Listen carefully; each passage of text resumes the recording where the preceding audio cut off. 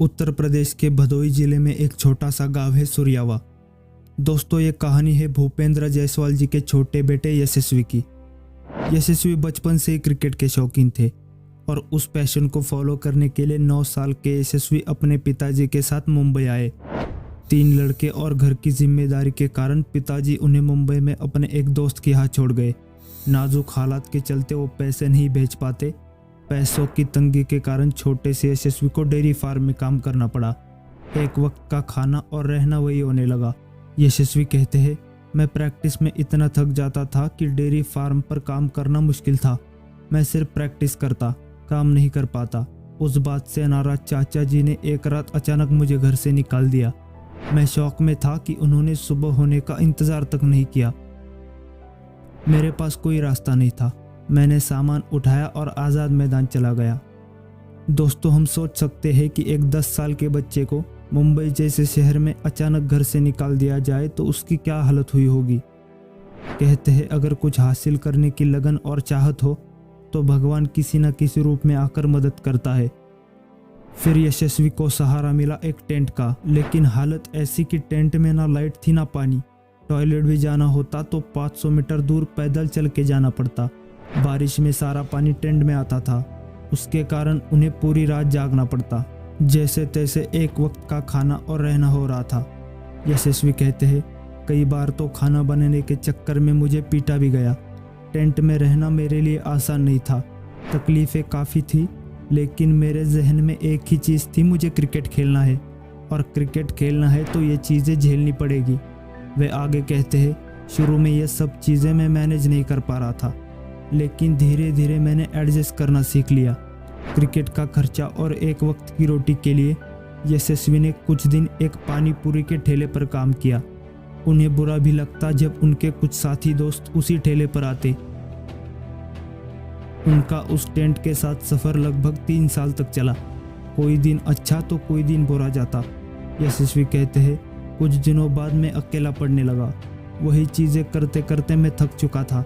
मैंने गांव जाने का मन बना लिया। दोस्तों, कुछ कहानियां होती ही ऐसी है जो अचानक से आपको ज़िंदगी के करिश्मों पर यकीन करना सिखाती है। फिर यशस्वी को सहारा मिला कोच ज्वाला सिंह का।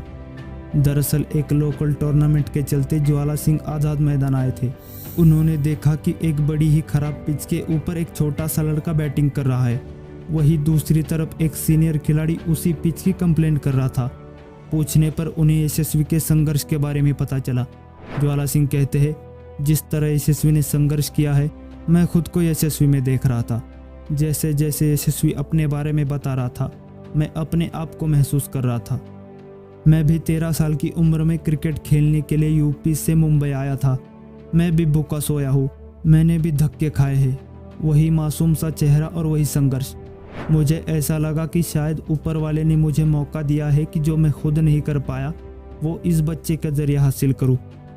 यशस्वी की लगन और मेहनत करने का जज्बा देख कोच साहब ने उन्हें अपने घर में पनाह दी।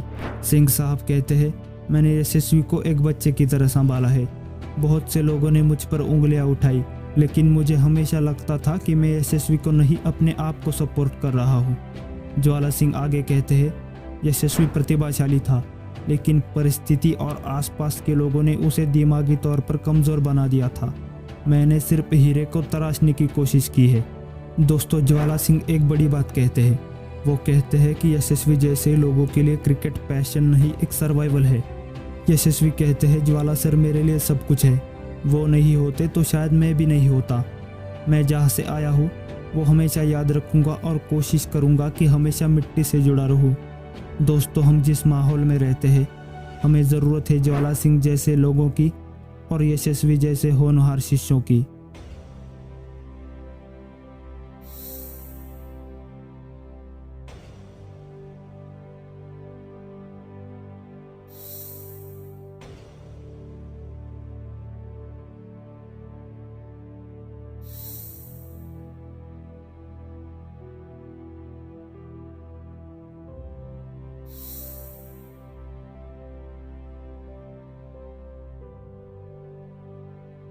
वीडियो पसंद आया तो चैनल ज़रूर सब्सक्राइब कीजिए।